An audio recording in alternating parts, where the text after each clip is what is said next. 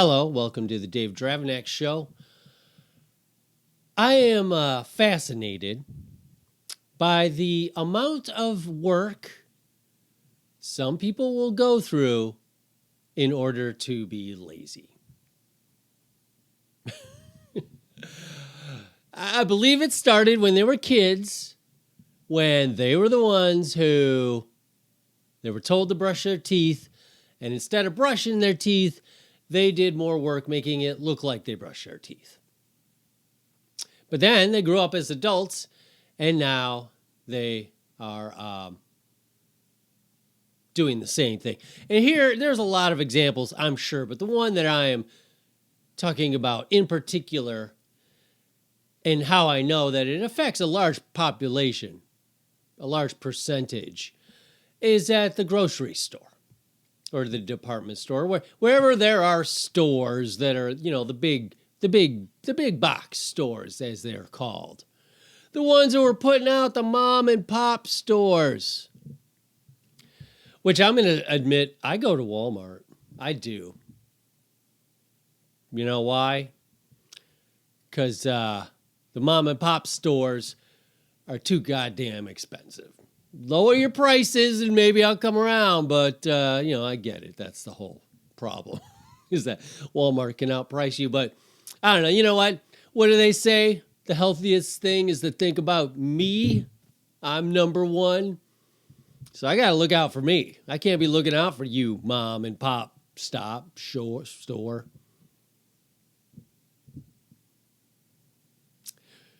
Anyway, I got sidetracked. My point is, at these big box stores, you will see people's effort in order to avoid having to do work. Well, for instance, it concerns walking, I guess, right? The amount of effort a lot of people go through to avoid walking. So, for starters, you'll see people who will drive through the front of the store, which, have you never been to a store before? Like, every time I see somebody up at the front of the store, I think this must be your first day, your inaugural trip to a grocery store, because no person who's ever done this before would do it again, because it's insanity. Driving through the front part of a store is insanity. First off, there's a sea of people going in and out, and they are not stopping for you. You do not matter. You have zero right of way. It's like being in downtown Chicago during rush hour. Oh, there's crosswalks for the pedestrians, but they ain't using them. They're crossing in and out through your car, and you're going to sit there at the same light for an hour because you're never going to get to go because they're not ever going to yield. Same thing exists at the grocery store. You go through the front part. Now you got to wait for that small window where there's no people going in or out, which is very rare if it's a popular store. So you'll sit through that. You'll have to do the douchey thing, which everyone winds up doing, which is when you realize you can't go anywhere because you've made this mistake for the third time. Like, you should have learned your lesson the first time. Then you start edging into people. Like, I'm going. I can't, I've been here for an hour. I gotta go. But why do people do that? Why do people go through the front part of the store? Because it gives them better access to the front parking spots, which is another place where a lot of work is being spent to avoid walking an extra 100 feet. You'll sit through the front part of the store, then now you'll either wait for somebody to go to their car to leave, or maybe you do find a parking spot that's a couple spots away from the store. But then, when you're trying to get out after you're done shopping, now you can't get out because there's a line of cars behind you who are also trying to get to these front spots. My point is, basically a nightmare. It'll take you easily an extra 30 minutes, and it's all to avoid walking from the back of the parking lot an extra 100 feet, which you'll then go into the store and walk hundreds and hundreds and hundreds and hundreds of feet. So it's not like you avoid walking. It's not like you go into the store and then all of a sudden there's like a thing that wheels you around the store. Well, there is. The rascal. But yeah, there's only 2 of those. So if you're doing all this work to avoid walking because you have a disability, well then by all means.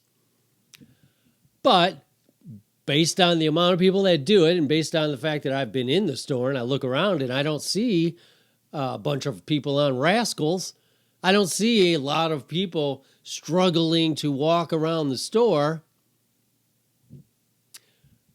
What are you doing? Just park in the back, walk the extra 100 feet. It's easier to park. It's easier to get out. All it cost you was a couple extra calories, which, by the way, you're just going to burn in the store anyway because you're walking all over the store. So unless you need one of those rascals or unless you're actually handicapped, or if you tell me like, it's just too much work to walk unless I have the cart to lean on. Like one of those 3 things must be true. Otherwise, what are you doing? What? It's baffling to me. I'm sure somebody would tell me an explanation as to why they're willing to put the extra hour of waiting pre and post shopping just to avoid going. And by the way, too, if you value your car at all, parking up front is almost a guarantee that you're going to get some sort of ding on your car from somebody who hits it with their cart or just lets their cart loose because they're too much of a jerk to put it away. And or your accident rate goes up because at some point you're going to have to try and back out and you're going to have to just go for it. And I believe there's a stat that says more accidents happen in parking lots than on the road. I believe it because it's the Wild West. I mean, they have arrows and stuff, but nobody pays attention to any of that. It's just a free-for-all. It's bumper cars out there. So you're increasing your chance of getting an accident by parking up front. So my advice, park at the very last spot, walk that extra 100 feet. Even if it's cold, you're only exposed you're exposed less when it's really cold than the amount of time it takes for you to fill your gas tank. So don't tell me, like, I just can't do it. -10 degrees, it's just too much. I need to be in my heated car as much as possible. So anyway, that's my bafflement about that. They're the same people who obviously refuse to walk into a fast food restaurant and will rather sit in their car for 40 minutes in the drive-thru. Which the best part about that is you'll sit 40 minutes in the drive-thru because you don't want to get out of your car all the way up till the point where they get your order wrong. Then, oh boy, are you pulling around, parking, coming out, getting out of your car and walking into the store now because you have to point out that they've fucked up your order. So it turns out, I guess you do have the motivation. Maybe if you had just done that in the first place 40 minutes ago, then when they got your order wrong, you could have just easily right there said, oh, and by the way, you forgot my Coke. Which is another thought I had. Here, this is going all over the place. In an effort for us to be polite, which I think is a good thing, we will point out that somebody messed up, but we'll do it in a way that makes it seem like we are confused. So like in that scenario where let's say the person didn't give you your drink. You won't say, unless you're an asshole, you won't say like, hey, you forgot my drink, jerk. What's your problem?